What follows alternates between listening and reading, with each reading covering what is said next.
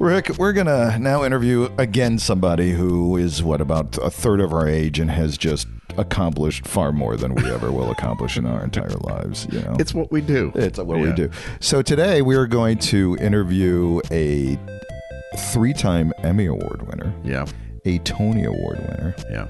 A Desk Award winner. Yeah, you don't have to go through the whole credits. No, I'm going to. She won the Pinewood Derby. Her brother won the Pinewood Derby back. And we're talking to Sainty Nelsen. And Sainty Nelsen is a very accomplished performer. And let's find out where Sainty comes from, too. Because all that is coming up right now. It's time for Minutia Men Celebrity Interview. The following is a Tony Lasano podcast, an Opie show on the Radio Misfits Podcast Network. This is the Minutia Men Celebrity Interview with Rick and Dave. So this week's guest, Dave, is an accomplished young woman, a 3-time Emmy Award winner, a Tony Award, Drama Desk Award, GLAAD Award, Drama League Award, Outer Critic, Circle Award-winning actor and producer, a very accomplished voiceover artist. Plus, this is important, she is the first person to ever appear on this show with the first name of Sainty. Woo! Please welcome to the show, Sainty Nelsen. How are you? Hello. You actually make me sound a lot cooler than I really am. Dave's wife and my wife, they both consider us to be Sainty. Yeah. But that's not true, Sainty. They don't openly call us that. So we have to hear the story. Where does the name come from? It's actually kind of crazy. I'm a 5th generation Molly. So my full name is Molly St. John. And when I was born, they were like, we have to call her Sainty for St. John. My grandmother was Catholic, and they called her St. John in her all-girl Catholic school. And she just took it as Sainty and started calling herself Sainty. So when I was born, I came out screaming.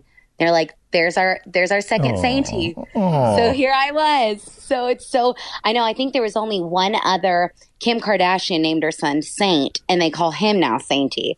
So I was like, there's only, I think, 2 of us now in the United States. Wow. Well, that's good to have a unique name like that. Yeah, right? You're not going to, yes, very much so. Your mail isn't going to get forwarded to the wrong Sainty. So even in school and stuff, when you were a kid, you've always been called Sainty? Always, since I was born. It's so weird to me, too, because I now have a daughter who is Molly Morgan. She's a Molly as well. And there are other names than Molly, by the way. I don't know if you heard about this, but there's a whole array. There are books. They put out books with all sorts of different names in there. We have a ton. So it's so wild. I'll get like a phone call and because legally I'm Molly. And I'm like, who is that? Like, it's so weird to me. So Sainty is... Yeah, I think it's always been a story. So it's nice, like, whoever I'm meeting, I have something to, like, jumpstart conversation with. Yeah, well, that's good. That's jumpstarting the interview with us, too. Amen. I love it. You have a great voice. Yes. And I know you've won a bunch of awards for producing, and we'll talk about that in a few minutes. But your voiceover work is just crazy. I mean, you've been on everything. You're currently starring on a #1 children's animation show in the world, Gabby's Dollhouse on Netflix. Can you grace us with a little pillow cat? Your character from the show. Can you flop out a little pillow cat? Of course. Hey guys, it's me, Pillow Cat. Well, it's story time, so coodle up. Yay, Pillow Cat. Very nice. It's not My Pillow Guy, right? Mike Lindell. You're not doing the My Pillow Guy. You're doing Pillow Cat. So that's good. Yeah, exactly. We had, I don't know if you remember or if you know, Debbie Derryberry on the show. Yes. Her voice sounds a lot like yours. Right, There's definitely some similarities.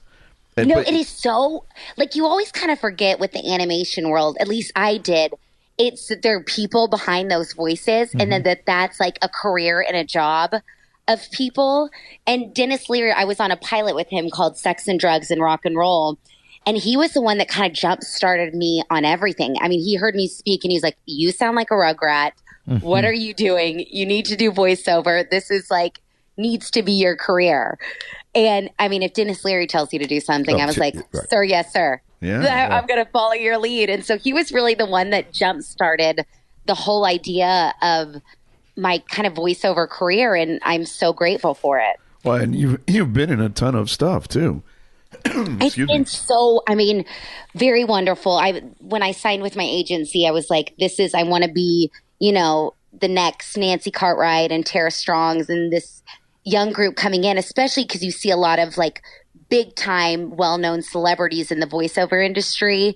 And, you know, it's getting smaller and smaller, a pool of kind of just strictly voiceover actors. Yeah, you know, So these people are greedy, aren't they? These big I mean, celebrities. they're trying to take come over on. everything. What else do you want? You're already a celebrity. Isn't that good enough for you? Exactly. Don't take our gigs. Yeah. When we had Debbie on, I was really fascinated how she kind of went through the process of building a voice for the character. Now, did you get for Little Pillow Cat? Did you get a picture of what Little Pillow Cat looked like, or the voice is great. How does that happen? How do you formulate the voice? I think what's nice is I come from a theater background, so everything of my approach is imagination, and I have a 1 and 3-year-old, and so I think that also helps that I live in the land of animation 24/7. Oh, I know. Ask me anything about a Disney princess, I can tell you. Exactly. Oh my gosh, me too.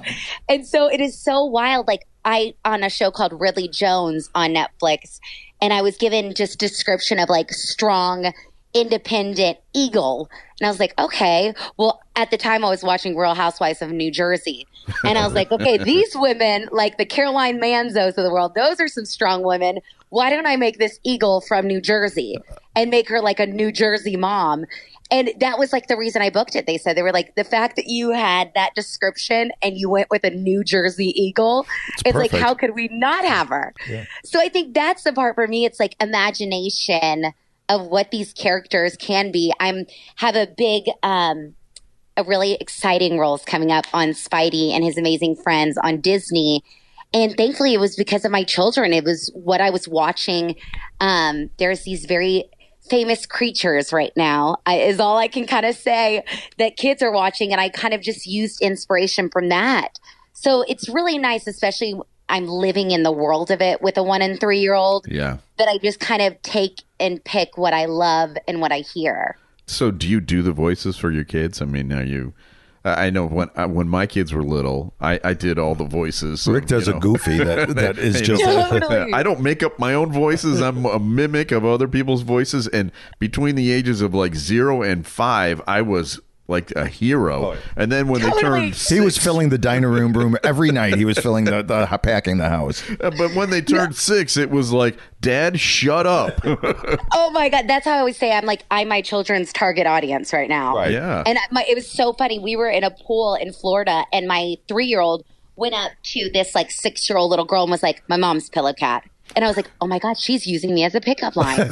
Like, that is her go-to friend pickup line. I was like, what? Because she could care less. Like, for her, it's like, okay, Mom, I've heard it. But all of her friends find it cool. And I was like, okay, you actually think I'm pretty cool after all. I'm doing something right.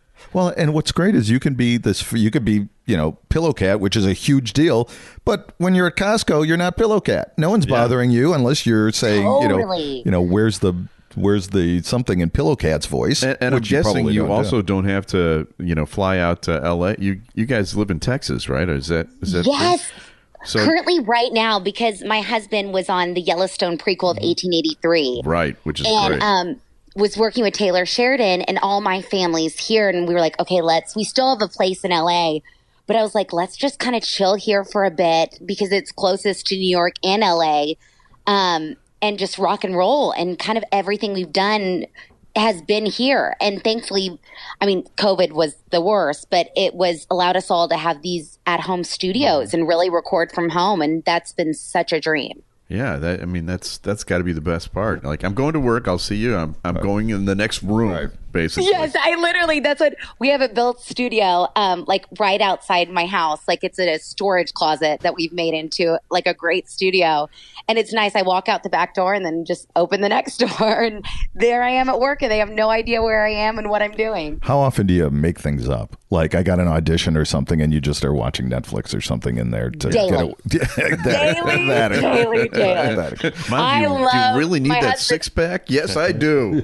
Yes, my husband always dies laughing. He was like, sometimes I swear you're just in there like chilling out. And I'm like, 1,000%. I have a 1 and 3-year-old. What else do you expect from me? I'm reading through your bio right here. So is it true that you're the youngest Emmy award-winning female producer in history? Yes, sir. And Erik's 2 years younger than me, so I'm a cougar. So he's actually has me beat for youngest Emmy-winning producer, but I'm youngest female Emmy-winning producer. Wow. So tell us, and that's for the Bay, right? Tell us about all of that. Tell us all about that. You don't have to call me sir, by the way. So I came from a business kind of like background. My dad's a big businessman, and I double majored in college in musical theater and interpersonal business communication. So with our industry, as you know, it's like very lucrative. You just never know when you have a paycheck. Right. And so that's what we always wanted to produce. And Erik was on All My Children, and Gregory Martin, who was the creator of The Bay, or is the creator of The Bay, came up to us and he was like, we would love y'all to be on The Bay and be part of the Bay family. And we're like, yes, but we really want to, dive into the producing world, especially because, we never know when our next job's going to come. And we love the business side of it. And he gave us that opportunity. And from there, it just kind of spiraled and jump started. Now it's amazing. And you're seeing actors do that more and more now. Most of the time you see on shows like The Star is an executive producer as well. So I think it's nice when you can kind of have a little control of your own content, especially all the things that are being put out. Yeah, absolutely. It's like having a real job too, as opposed exactly. Can you do it from the storage closet?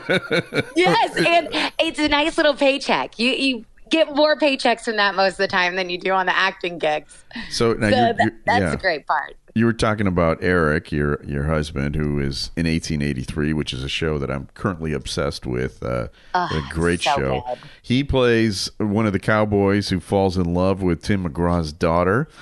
And then I saw that you two lovebirds have been married now for almost 10 years. And in Hollywood, that's the equivalent of like a 50-year marriage. So no kidding. I can't believe it. So what's your secret? Oh my! Well, it's the storage closet. It's the studio. Yes, it's the storage closet. It's the hidden secret. No, I met him when he was 19 and I was 21. So I think we did the crazy thing and got married so young. And so I kind of believe we just kind of grew up together. And so everything we've done, we've been a partnership. So that's really helped. It's just been a team. And I think it's kind of all we know. I always tell his mom that I helped raise him. And like right now, his mom is living with me because Erik's shooting. So she helps me with the 1 and 3-year-old, and I'm in love with her and she's amazing. So we've just been really blessed, and it's nice.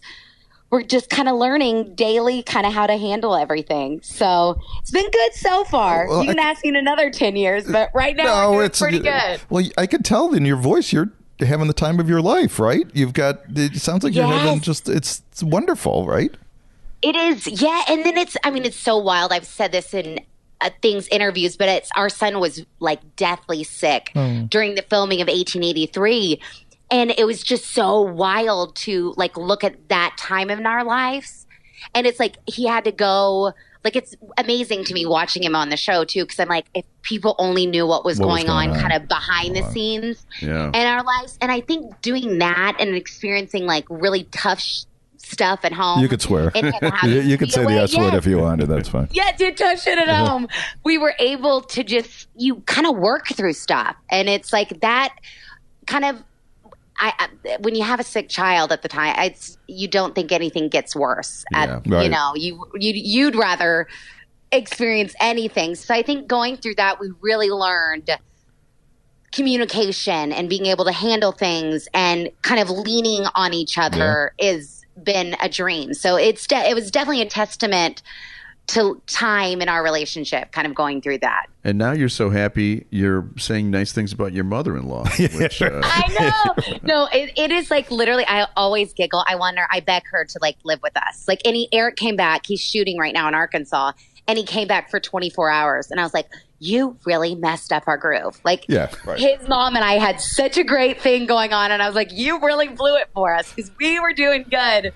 And all hell breaks loose when daddy comes home. But then he gets to leave again. So it's all good again.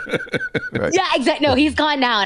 And literally his mom and I were like, last night when we put the kids to bed, we were like, whew, now we've got our thing back. Yeah, we're good to go. Our bottle of wine and exactly our shows, and we're good.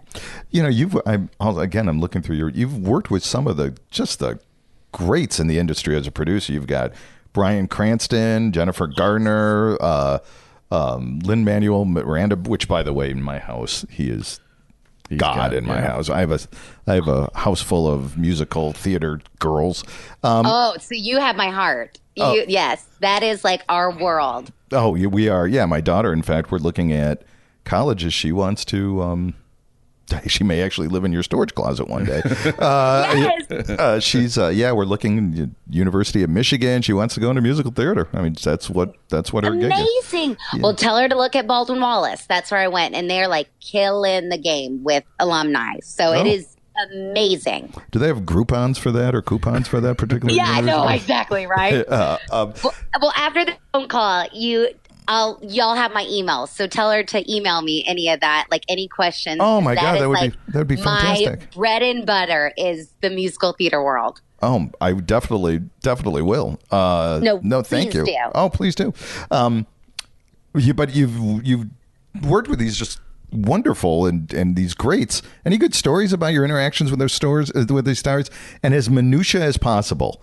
Try to does Bryan Cranston have a I don't know. Does he not eat mustard or something? I don't know. Is there anything weird about anything? He is like actually the nicest human being on this earth. Like, and I mean, truly, there is not anybody nicer than him. It is like, we've met him like backstage of things and like just as nobodies. And then he was the exact same as then knowing us as his producers, which it's such a testament to him. He is like the most down to earth, kind.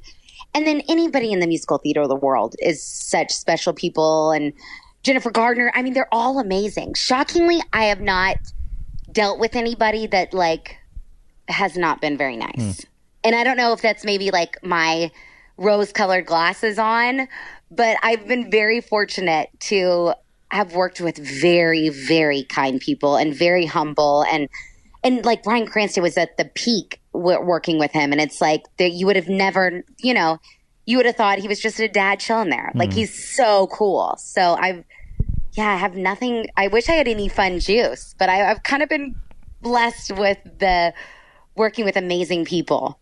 Now, if anybody starts yelling at you, you can just get into your pillow cat voice, and you'll totally disarm them, right? Right. No, I don't. No, I giggle that Tim McGraw he and my husband are like thick as thieves and are obsessed with each other. And he was always like, Sainty, how do I get in this voiceover stuff? I was like, Tim, you just need to make a phone call, baby, with you. I was like, you are good. You could jump right in. Yeah, because he needs to conquer another. Right. He needs to take jobs from somebody else too. Right? I just giggle. It's like such a.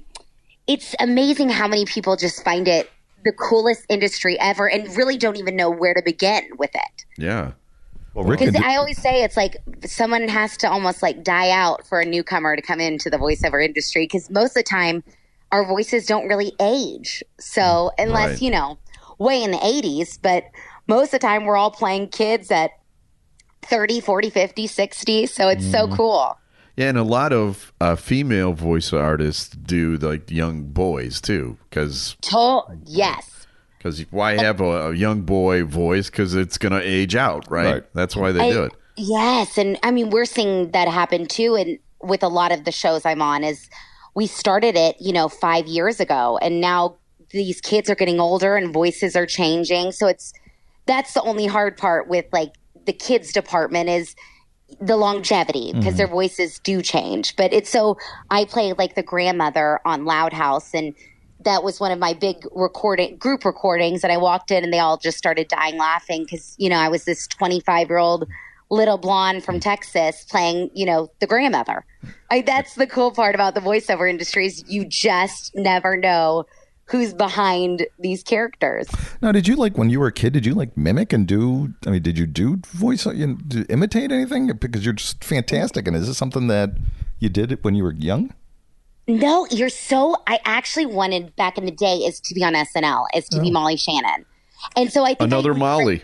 Yeah, another, I love my Molly. No, I think I just was obsessed with characters and creating characters.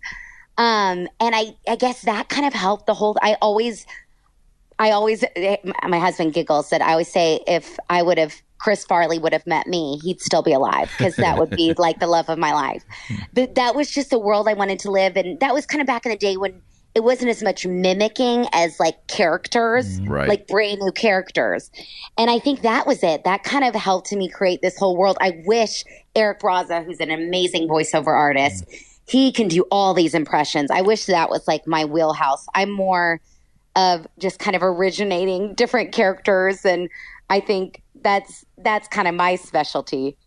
Well, you know, with all your accomplishments, you still somehow find time to act on stage and screen. I mean, you starred on Broadway as Dory in Finding Nemo, the musical. You were on the FX comedy you mentioned with Dennis Leary, Sex, Drugs, and Rock and Roll.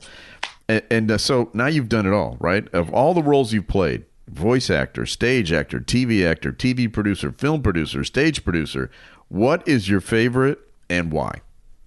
Oh, goodness gracious. Whew, I guess my favorite, probably like the most memorable to me was probably doing Nova Swift in Trolls, because that was my very first voiceover booking. And it was supposed to be like a one-off, and she ended up staying seasons and seasons. So I think that was really cool. That was my first take on the entire industry, and that's when I really got to know. It was pre-COVID, so we were all in the studio, and I was meeting all these incredible voiceover actors and really honing in on this new life path that I wanted for myself. So I think that's, in the sense, my most like memorable, that I'm so grateful for that role, because that kind of jump started my entire career right now. Well, this has been a fun chat. We really enjoyed talking with you this morning. And thank you guys so much. If people want to follow you, what is the best way to do it? I'm guessing if you Google Sainty, you're gonna find you. But yes, there's not many of us.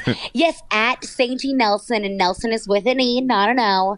On Instagram, and you'll be able to find me in kind of everything, or IMDb and www.santynelsen.com, the whole shebangs. Well, so yes, please give me a follow, and I'm so grateful to have been able to talk to you guys. And please, please, please have your daughter email. I will. And then, and if you can give her a new recipe for ramen noodles, because that's all she's eating now is ramen noodles. Tell her to get used to it if she wants to be an actor. Well, exactly. Right. We're giving her living life on ramen. Yeah, we're giving her $3.40 a week just to get her ready. Yeah, exactly. I always say it's you're either the richest of your friends or the poorest of your friends being an actor, kind of depending the season. Yeah, well, Sainty, thank you for being on this has been great. Really appreciate it, and we'll have Thank you guys so much, and y'all have a wonderful day. Yeah, all righty. Same See to you. you. Bye-bye. Bye-bye. Bye. How did you do that entire interview without flopping out your Kermit the Frog?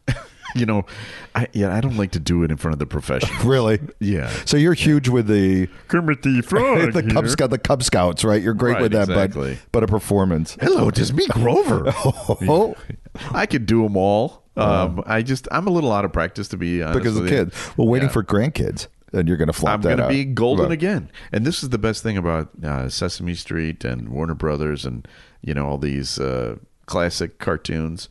They never go out of style. Never. And so my voices will never go out of style. No. And I'm trying to smoke more just to get a little more gravelly to do the Yoda voice a little bit better. Yeah, okay. So you're method acting, right? I am. We have to thank some people. We should thank our executive producer, Tony Lasana, with opishows.com. Opie is hippo backwards, OPPIH shows.com. We are distributed by Ed Silla with Radio Misfits. Great Talk Radio's and dead. It just moved to a better place, radiomisfits.com.